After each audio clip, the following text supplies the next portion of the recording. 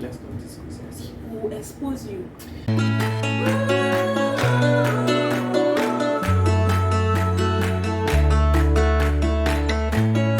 Hi guys, welcome back to my YouTube channel. My name is Christine Chinonye Wanko and I am a second year medical student in the Philippines. I vlog about my stay and my experience here in the Philippines and also that of my friends and people around me. Yes. So today I have here with me a new guest. I'm going to allow him briefly introduce himself. Good day, everybody. Briefly. My nomenclatures. Be simple now. His name's names. Yeah, I don't even know that. My name is Joseph Joshua Ngushwal. I'm a doctor in training and I'm also a microbiologist. But that's just beside the point. I'm just a simple friend of Christine's and she has dragged me. Yeah. And I'm here. Yes. And we're going to really have a good chat. Yes, like he said, we'll be chatting, just talking about his experience in the Philippines. So, okay, can you tell us what is your nationality? Where are you from? Normally, I hail from the north central region. But Of where? Not central States. region. This guy. Plateau States. Okay. Yeah, so from the States. He's Nigerian. Please, I don't understand all this stress. Excuse me, sorry guys. I'm so sorry. She's wrongly representing me. I'm from the States, Plateau to be specific.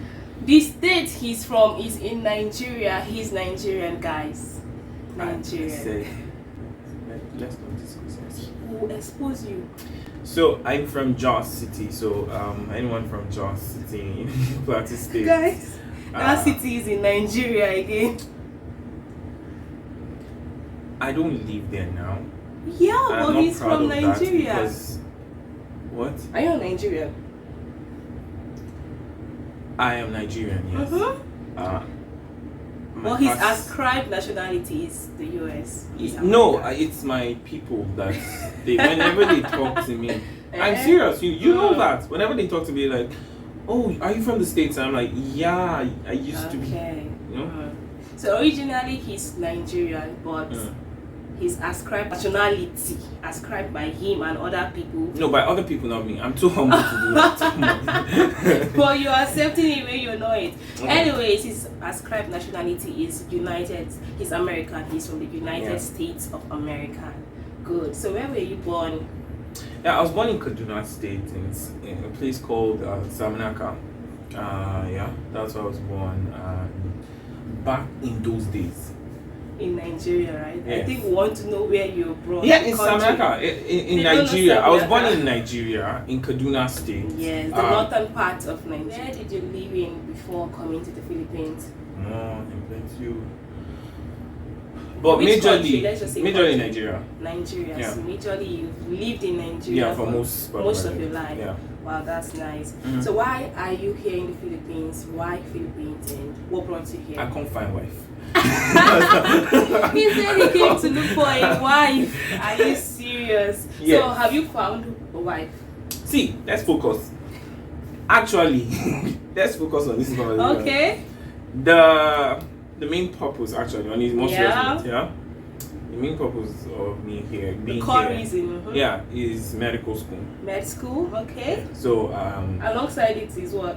alongside Wife it- hunting. No, me, I'm not necessarily open to possibilities. Okay. But I believe there's a time and season for everything. Yeah. I actually came here for studies, to study medicine at UV Kuya. No, at Southwestern actually. Okay. I actually came because The it was admission South. was through Southwestern. Yeah, so it was Southwestern that gave me admission. And then when I was about to come, I think their session then was, I was supposed to enroll by July or something. Okay. But I didn't have NMAT. I didn't write NMAT. Oh yeah. So when I came here, it was like my admission status had already. And Southwestern requires it before. Yes, so they did not accept that I would enroll. So I came and I spent, I spent extra how many months here? In July, August. Is that 6? It's more than 6 now. Are you kidding me? Yeah, I was doing nothing. I'm telling you. Are you serious? Yes, now because I couldn't enroll. And when we went to UV Kudias to enroll, myself, Euro, and the others, when we went to enroll, they said you also need NMAT. That we have to pay 50k pesos. For what? That's the only that's adding to Okay, if you don't have the NMAT for them to boycott. Yeah, so for them to boycott it, we should pay Wow. the agency 50k pesos. Do you know that by January when we came back, they said it was 75k? Wow! Oh my god! Agency, you know that was a fee now. I don't know if you went directly through Med, but if you actually go directly to Med, I know we paid foreigners fee. Okay, we don't pay. If you come here and you go directly to medicine, like med, Medicare is 4 years. Yeah. You just go directly to Med. You have to pay the agency because here it's like it's jazz. You cannot just get into uni except you are going through some form of agent. Yeah. So they said we have to pay 75. Me, I should not say this on how much I paid actually, but I paid an amount of money. Wow. Not up to that too. Because me, I don't go here to informing Jagaba. Oh, that's serious. Yeah. So that was it. But yeah, that's actually what brought me studies. So why medicine here in the Philippines? Why not in other countries or in Nigeria? Sure, you give me scholarship, go US and go. Yes, now just let us know. Like, so the thing was, sincerely, I didn't know I was going to be here. Okay. Here particularly. So one day, shout out to Damaris. I was about to ask, how did you get to know about school in medicine? Yeah, it was Damaris. Okay. So we've been friends like back in the day, like a while back, And then she called me one time and she was like, "Yo, she's traveling, she's going to the Philippines." I was like, what's up? What's happening? She was like, she's going to study med. So now Nigeria the buzz. I was like, that's cool, that's nice. So I really wanted to know. But we didn't have time to talk because I was serving at the time. That was like I think early part of when I was that was early when my call-up letter came up before I went to camp. So after I'd gone to camp, I think I was already serving after a couple of months. Yeah. Yeah. So we had this conversation. This was early 2018. So I called. I was like, "Yo, how are you doing?" She was like, "She's fine." I was like, "How's your Mexico?" She was like, "It's going well." So I was like, "Are you almost done?" She was like, "Yeah, she just has 4 months off." You just went now. Wow. You get. So that was where my curiosity started. So I was like, how long does it take? And when she told me, that moment, I'll call my mama and be like, "See how far?" So within so and so years, I'd be done. Like, yeah, you feel so me when fast. Because the ideology was if I was done with serving, I wanted to go back to med in probably OAU or probably UJ, and you would have to start from second year. And plus strike, if you factor it in, probably be 45 by the time you finish. It's not that bad. It's that bad. Let's just say roughly 6-7 years with the strike and everything. No, 8. 8. Minimum 10. Okay. That's if you were to study, if you had studied medicine in Nigeria. So I've been thinking longer. 8 years longer. Yeah, because see, every year in Nigeria, you cannot guarantee that there's no strike because for of at the least strike. 6 months. I've talked about it before in one of my videos, the ASU strike. So you cannot say that ASU will not go on strike. That's one thing. Yeah. So if you're factoring in 6 years, like if you're factoring in the 5 years that you're normally supposed to finish that med school plus the extra final, that's 6 years. You should also factor in at least 6. Let me say, to be fair, 4 months of strike per year. Minimum. Really bad, so when you merge together, you're getting to 7, 8 years. 8 years. So you see, it doesn't work. work. 5-year course. In 5-year course. So it doesn't work. That's if you accept it, safe. Yes. That we need to talk about acceptance because it's only in Nigeria they can decide your future. You understand what I'm saying? They can tell you, no, we don't think you should be a doctor. You should be an engineer. And then because imagine when I applied, the first time I wrote JAM and I applied to UJ. Do you know that they gave me mathematics? Like, apart from medicine, they gave me mathematics. You didn't even give me any medical related courses, mathematics. I think they believed in my capacity. Wow, they were like, you can do it, Joe. I know I could do it. I mean, I know I'm the next Einstein. That time, not now, not to be Sabigi. Wow, that's really sad. Because for each and every one of us, I think we have similar stories, similar cases of we are applying for medicine and getting a different course.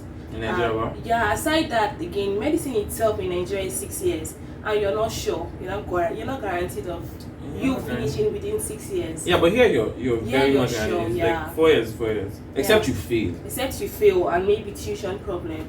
Even tuition itself, if you maybe you can graduate but not get your certificate. Yes. Yeah, because especially in places like UV good years, you can actually be paying instrumentally. Yeah. So it's not as there isn't so much ways to go burden about on it. you. Yeah, there are It's actually mainly just passing your courses. So you came to study medicine here because the time is shorter. Yeah, the time was shorter. And you're sure of finishing 4 years. Finishing in 4 years. Wow. Even though I spent 6 months plus extra. Well, at least it's better than spending 2 years more in Nigeria. Yeah, but the good thing with that 6 months is that was when I started working. Yeah. You get, if not because of that time. Business. God. Let me not even hype you on. Let's yeah, but the thing is, if not because of that time frame, right? Like, if not because of what happened during that time, I think COVID would have been a different story altogether. Yeah, exactly. Because you know how things became now. It's really not. It's like you are really home, so you have to take care of your bills. And mind you, nobody really tells you of the real bills before you get here. Yes, nobody until you come. Like when they are telling you. Yeah, you have to be here to know what's up in. Exactly. In Nigeria we pay rent yearly. Here we pay it monthly. Yes. So imagine when I did uni before. That time my rent was like 50k naira or 60k. Now naira. you're paying more than that. And that was like I was staying in a very nice place, Yes, I just paid once in a year. Here you're paying it monthly. In a month. Aside the electricity bill, water bill, the electricity, Wi-Fi, or more electricity. Anyways, truly, nobody tells you about the bills until you come, and I think I've said it in one of my previous videos also. It depends on where you're staying. Yeah, true. The kind of apartment you want. And if you're staying alone or with friends, it will really reduce that burden. But if you say you want to come here and you want to live alone, just know. Budget 100k might even be small. 100k naira might be small. How does that want to? That's less than 10k. What's like 8k now? Yeah. So how would you pay rent? Really low. So low. I'd advise anybody coming to pay up, look for someone else coming, ask questions. At least and you come link up with people. At least for that few months you'll be able to balance yourself, and maybe in a year or two you can decide to live alone. Nobody is concerned about your enjoyment status. So maybe say anybody is saying whether you stay. That's not the goal.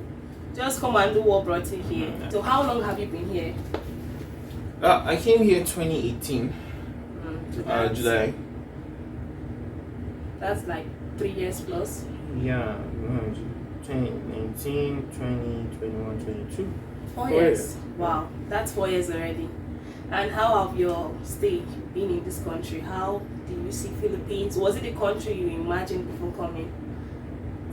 Is it everything you thought it was? Okay, no. See, to be fair, I would say partially. Okay. So see, before I came, internet is live, You browsed about this place before coming? Me that was carrying jackets. I carried. They were saying rain will fall. I carried. Where my hoodie? I still get up. Honestly, you think when it rains here in the Philippines you'd get cold? Yes. No, that's when. If it rains, you get hot. That's when the heat will be more. But you catch cold if you're walking inside rain. Yeah, like me, I have a cold. I don't know if you guys can hear from my voice. Please. I've been under the rain for a while, so aside from that, it doesn't mean you'll be shaking because it's raining. No. You see people, it's rain and people are still wearing their shirt. Nobody is wearing hoodies or cardigans. This country is a very, very hot country. Please, I used to see when I came here, I was like, it's like they are close to hell. Yes, imagine temperatures of 30, like that. 30 degrees above, close to 40. Do you know that there was a time the temperature hot. Was around 41? Wow. I remember where I used to stay before. Yes, Talamba. That place is very hot. It's very, very hot. Like hot boiler that is coming from that you're roasting. And funny how, as medical students, then during our face-to-face classes before the whole COVID thing, you'll be in the class, it's hot and you're still taking hot coffee. Like, you're still taking hot coffee despite the weather, despite how now hot they're it is. in our class. I can't wait to. I'll be wearing my hoodie at least because the class will be cold, don't you? So did you experience any culture shock when you go to the Philippines? Balut, that's a cultural shock. What are you saying? You don't need to go far. I even wrote an article on my website. Why is it a culture shock? I mean, you expect people to eat things that are formed. Okay. Not like you start growing something, then you make it spoil, then you now eat it. So is that why it's a culture shock for you, because it's not fully formed? Yeah, I mean, I don't understand why people have to do that. You understand? Like, it's chicken. Allow the chicken to either grow or eat it boiled. Egg. But that doesn't necessarily have to do so much with the culture anyway. I think I would also want to know what brought about balut, like how did it start? I don't know how they started the that origin thing, of it. You know, actually I've met some Filipinos that don't eat balut. No. Yeah, I've met. I know one. Filipinos She that don't literally craves for it. And I've met a lot of them too that eat it a lot. Like it's like a daily staple. It's a snack. Yeah, Walking on the road, you just see it baluts. You see all of them, when you gather around, you'll be peeling the shell. Maybe you can record and show them. They were peeling the shell and eating.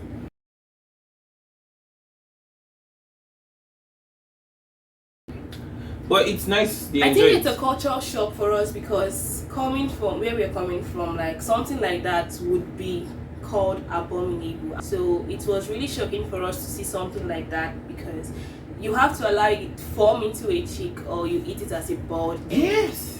But coming here and seeing that they eat it in between those stages, it was just really shocking. It's like it's not fully formed and then it's getting spoiled and it kind of has its part formation. Of egg or something like that. So aside from balut, what other culture shock did you experience? See, my guy, all my guys went on Tinder. I think you know the guy said. He saw a very pretty lady. And he was like, God, you do good things. Wow. You create such beauty. Yes. He was trying to take things away. Jotting things down in her chat box. You understand? Dropping lines. He couldn't believe that this person was open to meet. So they met. Yeah. And then he had a deep voice. Do you understand? I understand what you're saying. A deep voice spoke to him. But upon meeting the supposed chick, the supposed chick's voice was deeper than his own. Wow. She was a lady boy. Yeah, a lady boy. So to the extent that it's so open and like it's so common, it shocked me personally. Yeah. So much so that if I see a pretty girl now in the Philippines, I'm not lying, no. If I see girl with fight for Philippines, like me, first of all, I assume to be on the safe side. It's not a girl, like it's a lady. Boy. If I see a Filipina that wears makeup, like heavy makeup, I just safely assume. I know in Nigeria, if you're like putting on makeup, you're a girl and all that. Yes, I get it's the opposite here. You get most of the girls don't really do tons of makeup. I see they are just some of them are kind of crazy about skin whitening and all that, but that's beside the point here. Sincerely. So you see that one shocked me. Shocking. Was when I started working in BBDM. My boss in the group chats for for workers like what this is an office, an organization, BBDM. You can check them out. Do you know the profile picture? The profile picture was he wore a crop top and this short dress. What do they call it? The one that you guys used to dance on the pool. Yeah, he wore that. And then was standing beside the pool. That was the profile picture for the group chat of workers. See, on Skype, I'm telling you. You know when they added me to the group, I first of all left the group. I was like, somebody mistakenly added me. So they had to re-add me and tell me that's the group. Yes. So me, I was shocked, like to that level. You understand? Well, it was quite new to me. I mean, it was very new to me too. I think a lot of Nigerian guys have the same shock, the same culture shock. Coming from a place of surprise. So when they do one like this, like you understand? In Nigeria, we're not saying they are not LGBTQs, they are, but it's not as open as it is here in the Philippines. Yeah. And you know, I've heard several stories of guys. It's normal here, but I'm just saying it's like it was a shock. It's a culture shock for a lot of us.